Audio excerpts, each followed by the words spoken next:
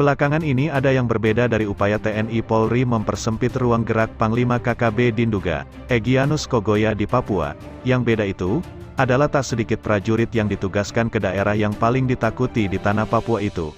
Area yang masuk dalam kategori zona merah itu, adalah wilayah Kabupaten Duga, yang oleh TPNPB disebut sebagai wilayah Kodap 3 TNPBN Dugama.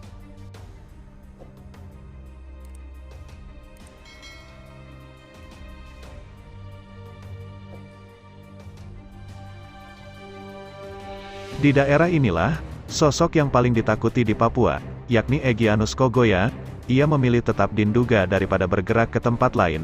Lantaran teridentifikasi tak pernah meninggalkan hutan Duga, maka Egyanus Kogoya pun bebas merdeka melakukan penyerangan ke sarang TNI Polri. Bahkan di tempat ini pula, Egyanus Kogoya tak sungkan-sungkan menghabisi nyawa warga yang tak berdosa. Akan tetapi, dalam beberapa waktu terakhir, aksi-aksi liar sang panglima tersebut, seakan menyempit karena mulai dibatasi. Pergerakannya tak sebebas dulu. Pasalnya, hampir di setiap titik, selalu ada petugas yang tergabung dalam Satgas Operasi Damai Kartens. Keberadaan petugas itu awalnya tak disadari oleh para anggota KKB yang merupakan anak buah Egyanus Kogoya.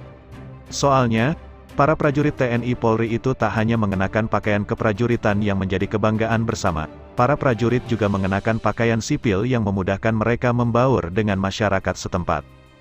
Tapi ada satu hal yang membedakan prajurit TNI di distrik Kenyam dan sekitarnya di Papua.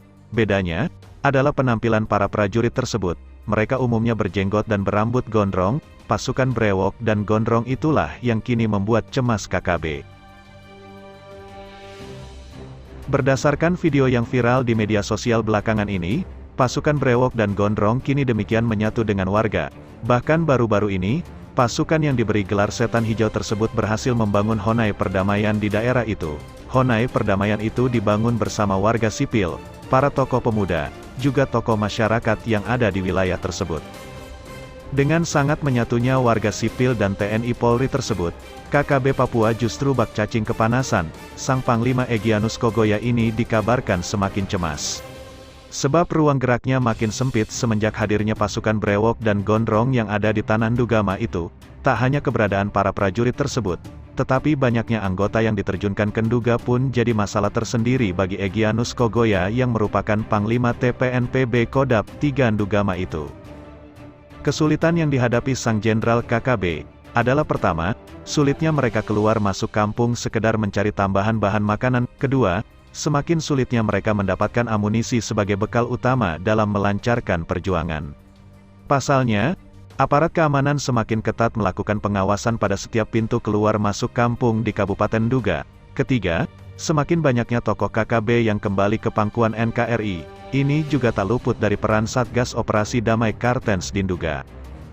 Karena ketiga hal ini, sehingga terbetik kabar kalau Egyanus Kogoya kini diserang penyakit stres dalam menghadapi fakta tersebut.